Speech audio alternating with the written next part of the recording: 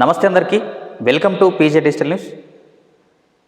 GB link Godavari Banakacherla project. అసలు ఏమిటి ఈ గోదావరి బనకచెర్ల ప్రాజెక్టు? ఈ ప్రాజెక్టుకు తెలంగాణ రాష్ట్రానికి, ఆంధ్రప్రదేశ్ రాష్ట్రానికి సంబంధం ఏంటి? తెలంగాణ రాష్ట్రం ఎందుకు అడ్డుకుంటుంది? ఏపీ ఏం చెబుతుంది? వృధాగా పోయే నీళ్ళే తీసుకుపోతున్నామని ఏపీ చెప్తుంది. ప్రతి సంవత్సరం గోదావరి వరద ఉప్పొంగి సముద్రంలో దాదాపు 3000 నుంచి 4000 టీఎంసీల నీరు సంవత్సరానికి వృధాగా సముద్రంలో కలుస్తుంది. ఆ సముద్రంలో కలిసే నీటినే 10% వరకు మేము బనకచెర్లకు తీసుకుపోతున్నామని చెప్పి ఆంధ్రప్రదేశ్కు సంబంధించి ముఖ్యమంత్రి చెప్తా ఉన్నారు. మరి దీన్ని తెలంగాణ రాష్ట్రం ఎందుకు అడ్డుకుంటుంది? సో ఇవన్నీ ప్రశ్నలకు సమాధానంగానే ఈ వీడియో ఇవాళ మీకోసం రూపొందించడానికి సిద్ధమయ్యాం. చివరి వరకు వీడియో చూడండి. తప్పకుండా అసలు ఈ గోదావరి బనకచెర్ల అంటే ఏమిటో అనేది ఫుల్ క్లారిటీ మీకు ఇచ్చే ప్రయత్నం చేస్తాను. చివరి వరకు చూడండి. ప్రతి పాయింట్ కూడా స్టడీ చేసి మీ ముందుకు చెప్పేందుకు సిద్ధం కావడం జరిగింది. అసలు గోదావరి బనకచెర్ల ఈ ప్రాజెక్టు ఎక్కడి నుంచి పుట్టుకొచ్చింది, ఏ అనుమతులు తీసుకొని ఈ ప్రాజెక్టు రూపొందించనున్నారు, ఒకవేళ ఈ ప్రాజెక్టు నిర్మించాలంటే ఏమేం అనుమతులు కావాలి, ఎవరెవరి అనుమతులు కావాలి, సో ఇవన్నీ కూడా ఫుల్ క్లారిటీ మీకు ఇచ్చే ప్రయత్నం చేస్తాం. గత కొన్ని రోజులుగా గోదావరి బనకచెర్ల ఘటన అయితే తెలంగాణ ఏపీ రాష్ట్రానికి మధ్య వివాదంగా కొనసాగుతోంది. బనకచెర్ల కథ ఏమిటి అని చెప్పి, సో ఈ బనకచెర్ల కథ ఏమిటి అనేది తెలిసే ముందు మీకు ఈ బనకచెర్ల ప్రాజెక్ట్ అన్నది గోదావరి నదిపై నిర్మించడం జరుగుతూ ఉంది. మీకు షార్ట్గా ఇది అసలు బనకచెర్ల అంటే ఏమిటో మీకు చెప్పే ప్రయత్నం చేస్తాను. ఏపీ ఏం చెప్తుంది అనేది ఒకసారి చూస్తే, ఇది ఏపీకి సంబంధించి గోదావరిపై బనకచెర్ల ప్రాజెక్టు అంటే గోదావరి నీటిని బనకచెర్లకు తరలించుకునే ప్రయత్నమే ఈ గోదావరి బనకచెర్ల ప్రాజెక్టు. ఇక్కడ చూడండి, వాళ్ళు ఏం చేస్తారు, ఇక్కడ పోలవరం నుంచి మన గోదావరి నీటిని తరలించేందుకు గాను పోలవరం ప్రాజెక్టు కుడి కాలువ నుండి ఈ నీటిని వైకుంఠపురంకు తరలిస్తారు.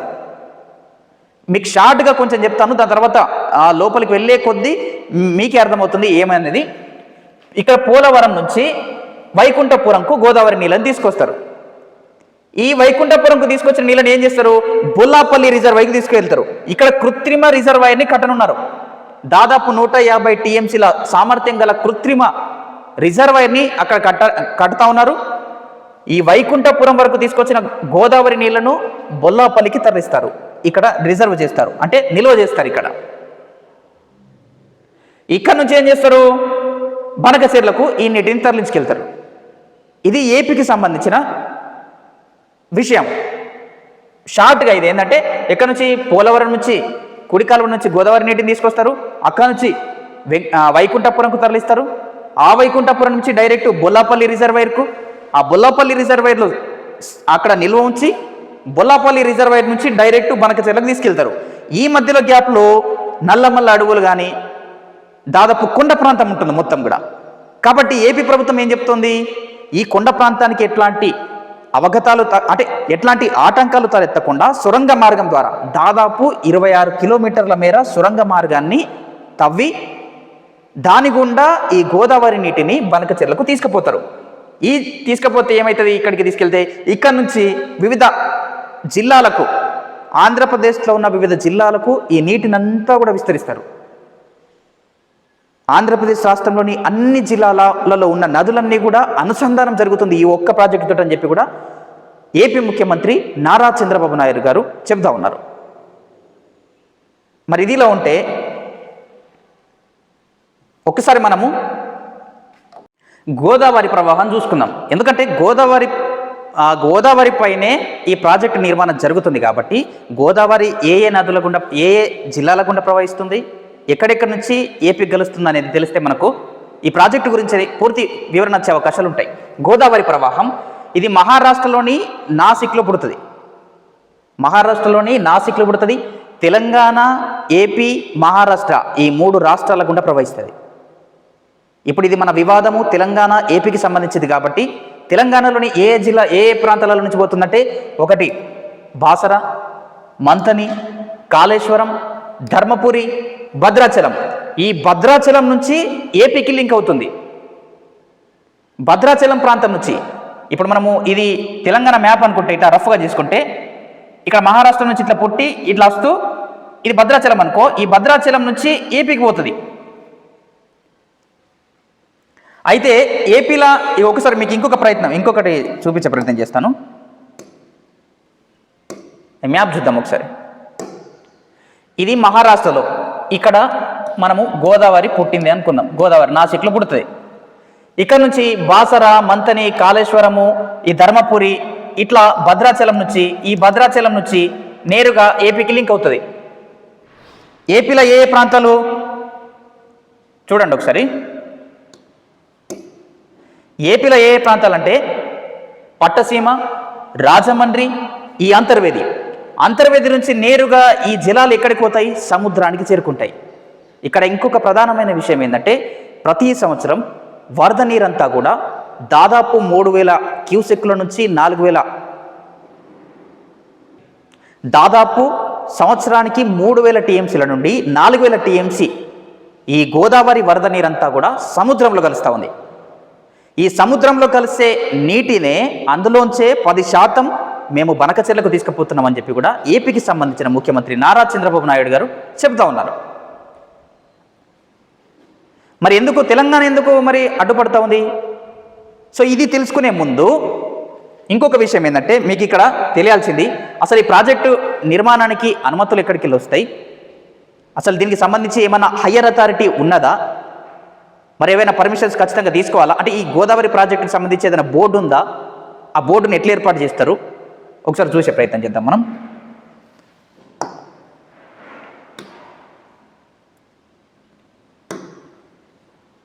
మనం ఇది చెప్పుకున్నాం కదా, ఇది తీసేద్దాం ఒకసారి. ఇక్కడ మనకు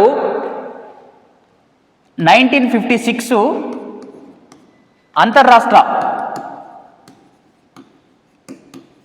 అంతర్రాష్ట్ర నదీ జలాల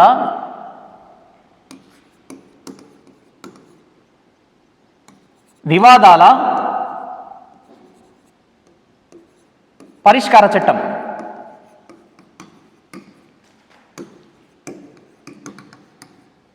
ఈ చట్టాన్ని కేంద్ర ప్రభుత్వం రూపొందించడం జరిగింది. రాజ్యాంగంలో ఏం చెప్తుంది మరి? రాజ్యాంగంలోని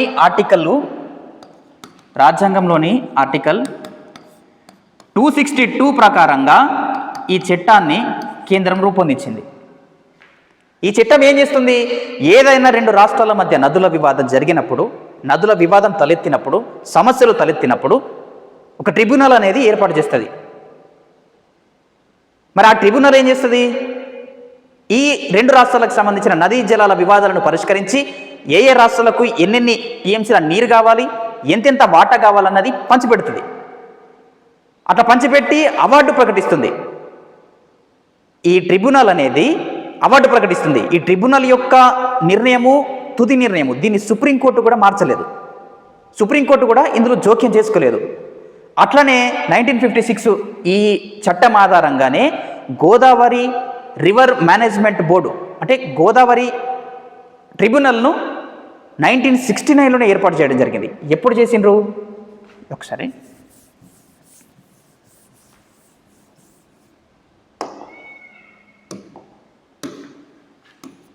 గోదావరిపై ట్రిబ్యునల్ ఎప్పుడు చేసిండ్రు?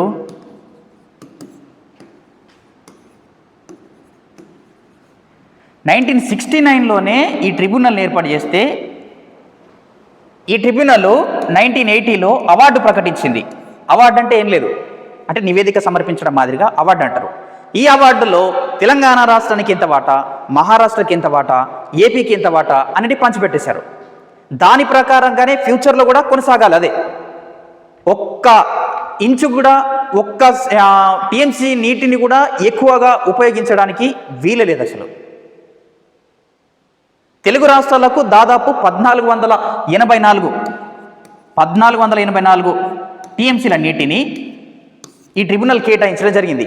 ఇందులోంచి ఈ 2 రాష్ట్రాలు ఏ ఒక్క టీఎంసీ కూడా ఎక్కువ కూడా వాడడానికి అస్సలు ఛాన్సే లేదు. ఇది ఇప్పుడు గుర్తయింది. ఇప్పుడు ఈ ట్రిబ్యునల్ ఏర్పాటు చేయడం అనేది ఇది ఎప్పుడు జరిగింది? మన తెలంగాణ రాష్ట్రము ఏపీతో అనుసంధానంగా ఉన్న సందర్భంలో జరిగింది. అంటే ఉమ్మడి ఆంధ్రప్రదేశ్లో ఉన్నప్పుడే ఇది జరిగింది. మరి 2014 తర్వాత 2 రాష్ట్రాలు విడిపోయాయి కదా, మరి దాని తర్వాత కూడా ఏమైనా పంపిణీ జరిగిందా? ఇంకొక ట్రిబ్యునల్ ఏమైనా ఏర్పాటు చేశారా అంటే ఇంకా ఏ ట్రిబ్యునల్ ఏర్పాటు చేయలేదు, పాత ట్రిబ్యునల్ ప్రకారంగానే కొనసాగుతూ ఉంది. సో ఈ నేపథ్యంలోనే ఎట్లాంటి ట్రిబ్యునల్ ఇంకా ఏర్పాటే చేయలేదు. అయినప్పటికీ గోదావరి నదిపై ఏపీ ఈ బనకచెర్ల ప్రాజెక్టు నిర్మించ తలపెట్టింది. దీంతో తెలంగాణ రాష్ట్రం దీన్ని అడ్డుకుంటా ఉంది. అది చూద్దాము ఒకసారి. ఏపీ ఏం చెప్తుందో చూసుకుందాము. మొదటగా ఏపీ ఆ ప్రాజెక్టుకు సంబంధించి ఏం చెప్తుంది, దాని తర్వాత తెలంగాణ ఏం చెప్తుంది, ఈ రెండింటి మధ్య మళ్ళీ బేరీ చేసుకొని ఫైనల్ టచ్ మీకు ఇచ్చే ప్రయత్నం చేస్తాను. అసలు ఏపీ ఏం చెప్పుకుంటుందంటే, ప్రతి సంవత్సరము 3000 టీఎంసీ నుంచి 4000 టీఎంసీల నీరు సముద్రంలో కలుస్తుంది, వృధాగా పోతుందని చెప్పేసి అంటున్నారు కదా. అందులోంచే దాదాపు 10% నీటిని మాత్రమే మేము మా బనకచెర్లకు తీసుకుపోతున్నామని చెప్పి ఏపీ చెప్తుంది. అది దీని గుండా పోలవరం ప్రాజెక్టు. ఇది పోలవరం అనుకుంటే దీని కుడి కాలువ నుంచి ఈ నీటిని మొత్తాన్ని వైకుంఠపురంకు చేరుస్తారు. వైకుంఠపురం బ్యారేజ్. ఈ వైకుంఠపురంకు చేర్చి ఇక్కడ నుంచి ఎటు తీసుకుపోతారు, బొల్లాపల్లికి తీసుకుపోతారు. ఎక్కడికి? బొల్లాపల్లి. ఇదంతా ఏపీకి సంబంధించండి. ఖచ్చితంగా చివరి వరకు చూడండి వీడియో, మీకు పూర్తిగా అర్థమవుతుంది. బొల్లాపల్లికి తీసుకుపోతారు. ఈ బొల్లాపల్లి నుంచి ఎటు తీసుకుపోతారు, మళ్ళీ బనకచెర్ల. ఇగో ఇదే బనకచెర్ల ప్రాజెక్టుకు సంబంధించి పోలవరం కుడి కాలువ నుంచి వైకుంఠపురంకు తీసుకుపోతారు నీళ్ళని, గోదావరి నీళ్ళని. ఆ వైకుంఠపురం నుంచి బొల్లాపల్లికి తీసుకుపోతారు. ఇది బొల్లాపల్లిలా కృత్రిమ రిజర్వాయర్ని ఏర్పాటు చేశారు. కృత్రిమ రిజర్వాయర్ దాదాపు 150 టీఎంసీల సామర్థ్యం ఉంటుంది. ఇక్కడ నీటిని నిల్వ ఉంచి ఈ నీటిని బనకచెర్లకు తరలిస్తారు. ఈ మార్గంలో బొల్లాపల్లి బనకచెర్ల మార్గంలో నల్లమల్ల అడవులు, కొండ ప్రాంతం ఇదంతా కూడా పైనుంచి వాటర్ తీసుకుపోనేందుకు వీలుండదు. మరి ఏపీ ఏం చెప్తుంది, దాదాపు 26 కిలోమీటర్ల మేర సొరంగ మార్గాన్ని చేస్తాం, మేము సొరంగ మార్గాన్ని చేసి దాని గుండానే నీటిని తీసుకుపోతామని చెప్పి ఏపీ చెప్తా ఉంది. దీని ద్వారా ఏపీకి ఏమేమి లాభము, పల్నాడు ఈ ప్రాంతాలన్నీ కూడా, రాయలసీమ, పల్నాడు ఇవన్నీ ప్రాంతాలకు కూడా ఈ గోదావరి నీటిని తరలించనున్నారు. ఇక్కడ ఎస్ఆర్బీసీ కూడా ఈ నీళ్ళు పోతాయి. ఈ ఎస్ఆర్బీసీ నుంచి తెలుగు గంగ నుంచి డైరెక్ట్ పెన్నా బేసిన్కు ఈ గోదావరి నీటిని తరలించనున్నారు. పెన్నా బేసిన్ సామర్థ్యం ఎంత, 97 టీఎంసీలు మాత్రమే. ఈ 97 టీఎంసీలు ఏపీలో ఉన్న జిల్లాలన్నిటికీ కూడా సాగునీరు అందించలేకపోతా ఉంది. కాబట్టి ఏపీ ఏం చేస్తుంది, గోదావరి నీటిని ఇంత పొడుగా ప్రాజెక్టు చేపట్టి ఇక్కడికి తీసుకొచ్చి పెన్నా బేసిన్లో కలపనుంది. దాంతో ఏమవుతుంది, ఎడారిగా ఉన్న రాయలసీమ ప్రాంతానికి మేలు చేకూరుతుంది. రాయలసీమలో నీళ్ళు ఎక్కువగా ఉండేవి కాబట్టి ఆ ప్రాంతాలన్నిటికీ కూడా నీరు అందించడానికే ప్రధానమైన ఉద్దేశంగా ఈ ప్రాజెక్టును అయితే చేపట్టడం జరిగింది. ఒకసారి మీకు మ్యాప్ చూపించే ప్రయత్నం చేస్తాను. ఇప్పుడు మ్యాప్ పాయింట్ ఆఫ్ వ్యూలో చూస్తే ఇది పోలవరం. ఇక్కడ ఈ పోలవరం ప్రాజెక్టు, ఈ పోలవరం కుడి కాలువ నుంచి నీటిని మొత్తాన్ని కూడా ఇట్లా ఈ వైకుంఠపురం బ్యారేజ్కి తరలిస్తారు. ఈ కుడి కాలువ సామర్థ్యం ఎంత ఉంది, 17,500 మాత్రమే ఉంది. 17,500 క్యూసెక్లు మాత్రమే ఉంటే దీన్ని ఎన్నిటికి పెంచుతున్నారు, దాదాపు 38,000కు పెంచిండ్రు. 38,000కు పెంచడం జరిగింది. అట్లాగే తాడిపూడి ఎత్తిపోతల పథకం అని చెప్పి కూడా ఈ మధ్యలో ఉంటుంది. తాడిపూడి ఎత్తిపోతల పథకము దాని సామర్థ్యము దాదాపు 1,400 ఉంటే దాన్ని 10,000 క్యూసెక్లకు పెంచడం జరిగింది. ఈ పోలవరం కుడి కాలువకు సమాంతరంగానే దాదాపు 25,000 క్యూసెక్కుల సామర్థ్యం ఉన్న ఒక రిజర్వాయర్ను, వరద కాలువను సమాంతరంగా ఏర్పాటు చేయనున్నారు వీళ్ళు. అంటే 25 క్యూసెక్కుల సామర్థ్యం ఉన్న వరద కాలువను ఏర్పాటు చేసి గోదావరి నీటిని కూడా ఆ వరద కాలువ గుండా తరలించుకుపోతారు. అట్లా ఇక్కడ వైకుంఠపురంకి వచ్చిన తర్వాత దీన్ని ఎత్తి ఎక్కడికి వస్తారు, ఈ బొల్లాపల్లి రిజర్వాయర్కి తీసుకుపోతారు. ఈ బొల్లాపల్లి రిజర్వాయర్, ఇదంతా కూడా బొల్లాపల్లి రిజర్వాయరు. ఇక్కడ నీటిని నిల్వ ఉంచుతారు. ఇది కృత్రిమ రిజర్వాయరు. మళ్ళీ దాని తర్వాత నాగార్జున సాగర్ అనేది వీటి టచ్ అవుతుంది. నాగార్జున సాగర్ కుడి కాలువ నుంచి వీరికి ఏపీకి నీళ్ళు పోతాయి కదా. ఆ నాగార్జున సాగర్ కుడి కాలువ నుంచి పోతున్న కాలువ ఏదైతే ఉంటుందో ఆ కాలువ పోయే మార్గంలో దాదాపు 80 కిలోమీటర్ల ప్రాంతంలో దాన్ని మళ్ళీ విస్తరిస్తూ ఉన్నారు. ఆ వరద కాలువని కూడా మళ్ళీ ఆ కాలువని కూడా కుడి కాలువని కూడా మళ్ళీ విస్తరిస్తూ ఉన్నారు. అంటే అదొక పెద్ద జలాశయం మాదిరిగానే మారుతుంది అది.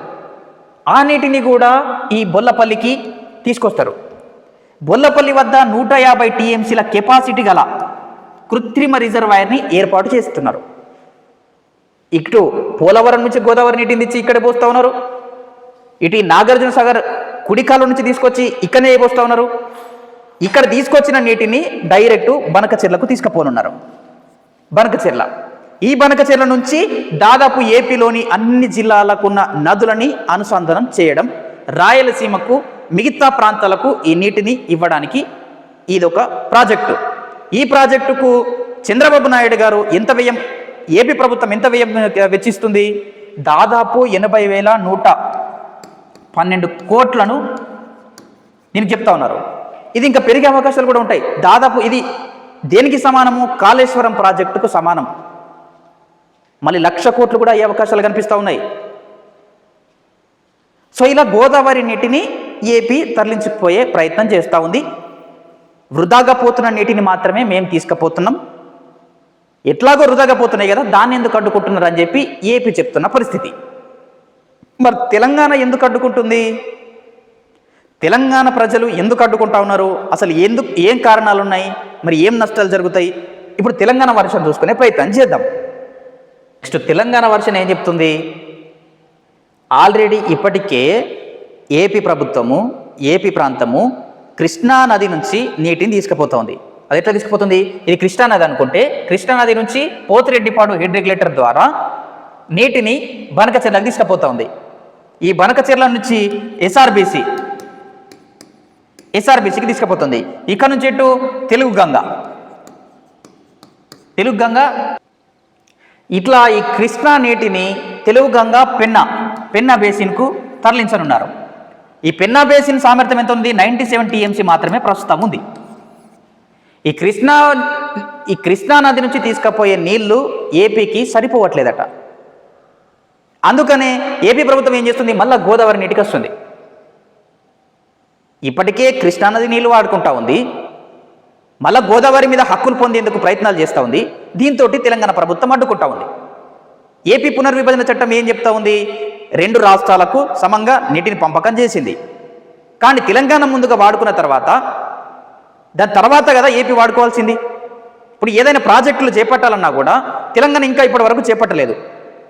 ఒకవేళ చేపడతామన్నా కూడా అప్పటి ఏపీ ప్రభుత్వమే అడ్డుకుంటుందని చెప్పి తెలంగాణకు సంబంధించిన మేధావులు కానీ, మంత్రులు కానీ, ప్రభుత్వాలు కానీ అందరూ వాదిస్తున్న పరిస్థితి.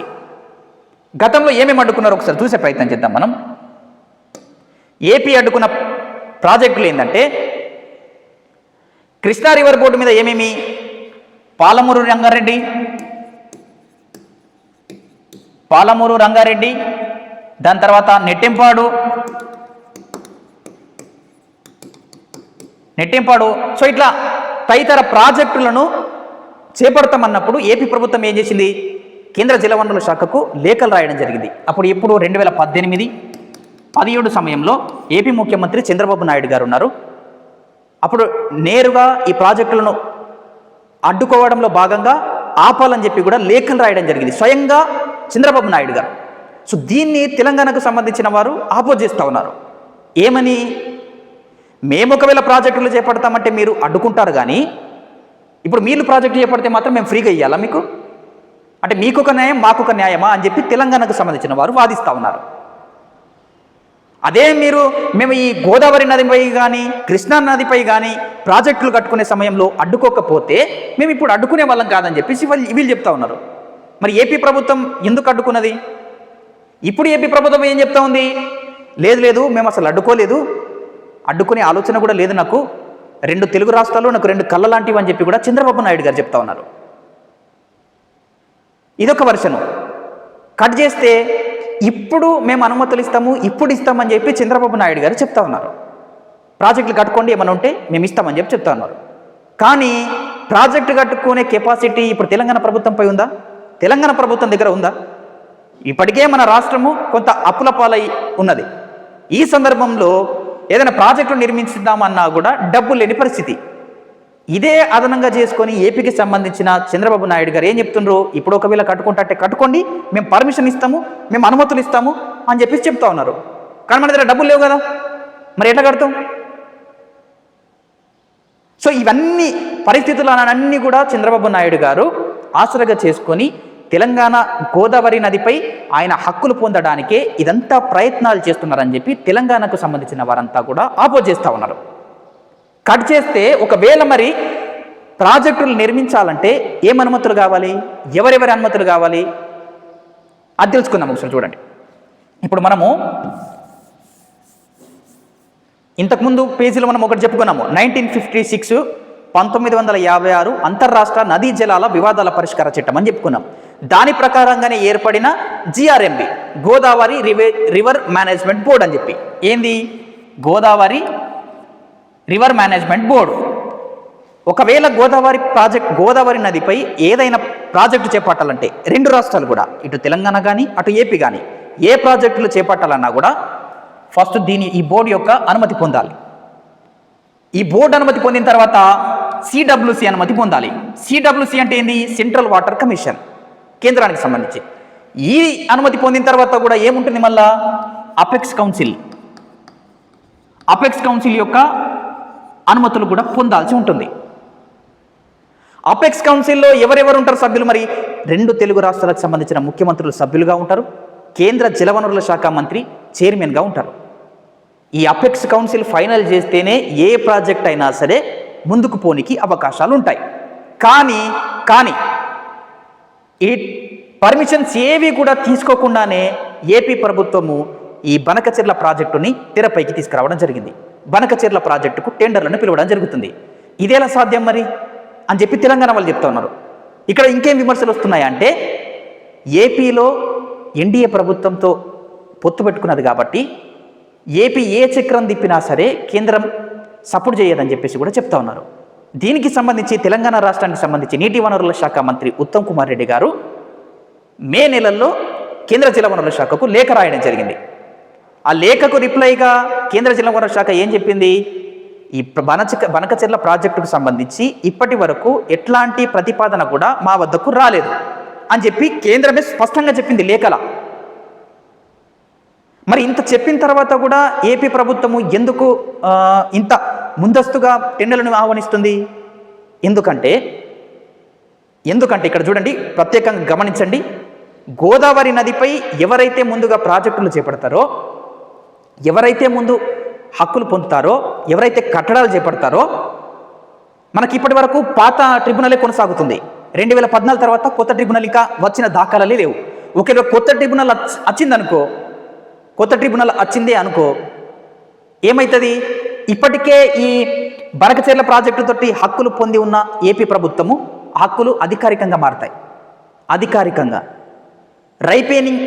రైపేరియన్ రైట్స్ అని చెప్పి ఏపీ అప్పుడు మళ్ళీ ఆ రైట్స్ని అధికారికంగా చేసుకుంటుంది. అంటే ఏంది? మేము ఇప్పటికే లక్షలు ఖర్చు చేసి కెనాల్లో తవ్వినాం, ప్రాజెక్టులు చేపట్టినాం, ఇవన్నీ చేసినాము, ఇవంతా నేషనల్ వేస్ట్గా పోతుంది. ఇప్పుడు మీరు వద్దంటే ఇది సమంజసం కాదని చెప్పి కూడా రైపేరియన్ రైట్స్ అని చెప్పి అది క్లెయిమ్ చేసుకుంటుంది. అట్లా క్లెయిమ్ చేసుకుంటే ఏమవుతుంది? ఈ గోదావరి మీద హక్కులన్నీ కూడా ఏపీకి పోవడం జరుగుతుంది. సో ఇది తెలంగాణ చెప్తున్న వర్షను. ఇక్కడ ఇంకొక నిగూఢమైన విషయాలు ఏంటంటే, ఇప్పటికే ఏపీ ప్రభుత్వము కేంద్రానికి చెప్పిన విషయం ఏంటంటే ట్రిబ్యునల్ ఏర్పాటు చేయాలని చెప్పేసి చెప్పడం జరిగిందట. మరి ఇది ఎంతవరకు వాస్తవమో తెలియదు. ట్రిబ్యునల్ ఏర్పాటు చేయాలని చెప్పి, అంటే ఇది పాత ట్రిబ్యునల్ కొనసాగుతుంది కాబట్టి ఏపీ పునర్విభజన జరిగిన తర్వాత రెండు రాష్ట్రాలకు కొత్త ట్రిబ్యునల్ వచ్చిన దాఖలాలే లేవు. ట్రిబ్యునల్ ఏర్పాటు చేయాలని చెప్పి చెప్పింది. ఆ ట్రిబ్యునల్ ఏర్పాటు కంటే ముందే ఈ బనకచెర్ల ప్రాజెక్టును చేపడితే దీనిపై హక్కులన్నీ కూడా మనమే పొందొచ్చు అని చెప్పి ఏపీ కుట్ర పన్నుతుందని చెప్పి తెలంగాణకు సంబంధించిన వాళ్ళంతా కూడా వాదిస్తూ ఉన్నారు. అందుకే తెలంగాణ వాళ్ళంతా కూడా అడ్డుకుంటా ఉన్నారు. సో ఇప్పుడు మీకు అర్థమైంది కదా, తెలంగాణ వాళ్ళు ఏం అభ్యంతరం వ్యక్తం చేస్తున్నారు, ఏపీ వాళ్ళు ఏం చెప్పింది అనేది కూడా తెలుసుకున్నాం మనం. ఇప్పుడు రాజకీయ ధోరణులు చూద్దాం, ఏ పార్టీలు ఏ విధంగా చెప్తా ఉన్నాయి అనేది.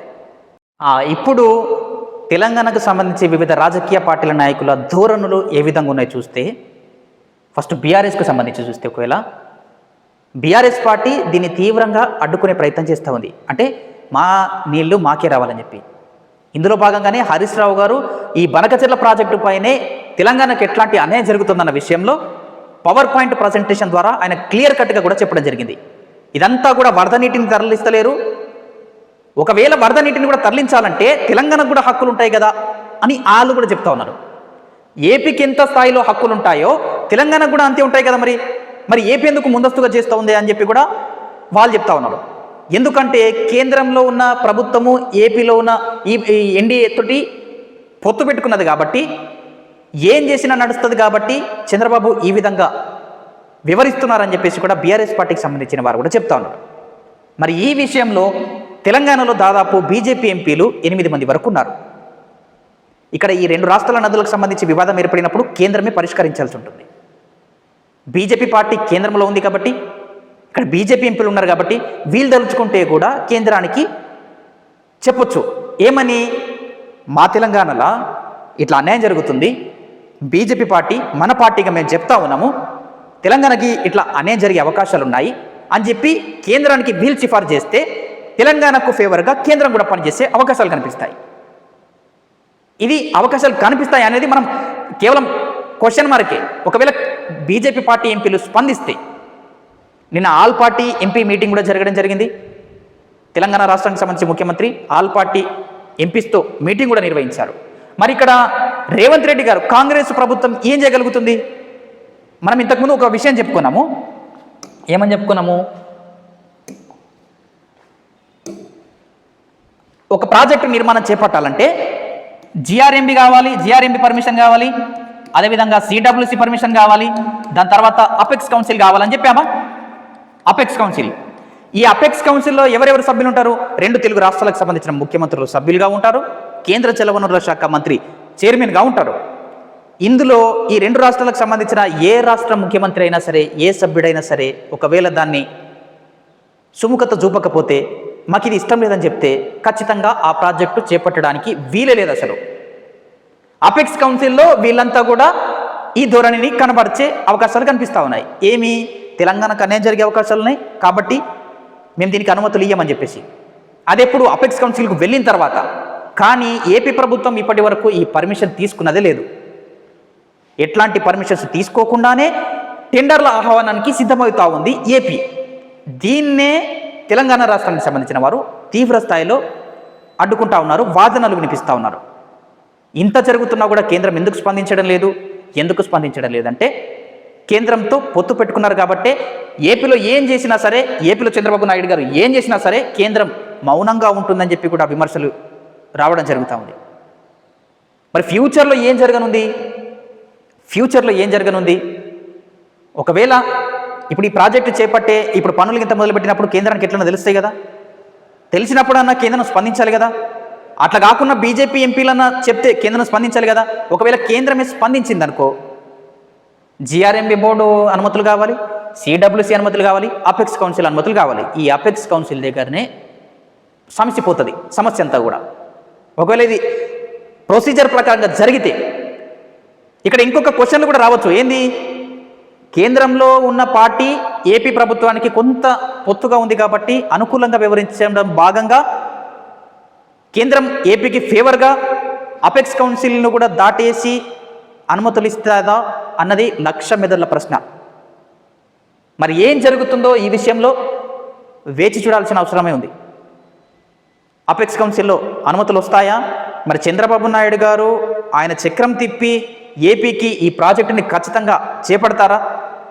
అటు ఏపీకి సంబంధించి ఖచ్చితంగా బనకచెర్ల ప్రాజెక్టును చేపట్టే తీర్థం, గోదావరి నీటిని, వరద నీటినే మేము తీసుకుపోతున్నాం, దాన్ని ఖచ్చితంగా తీసుకుపోతామని చెప్పి ఏపీకి సంబంధించిన వాళ్ళు చెప్తే, లేదు తెలంగాణకు అన్యాయం జరుగుతుంది, నీళ్ల విషయంలో అన్యాయం జరుగుతుంది, నీళ్ల విషయంలోనే ఉద్యమం చేపట్టిన సందర్భాలు ఉన్నాయి, మళ్ళీ నీళ్లలో లేదిస్తున్నారు, మేము దీన్ని ఖచ్చితంగా అడ్డుకొని తీరుతామని చెప్పి తెలంగాణ రాష్ట్రానికి సంబంధించిన ముఖ్యమంత్రి గారు చెప్తా ఉన్నారు.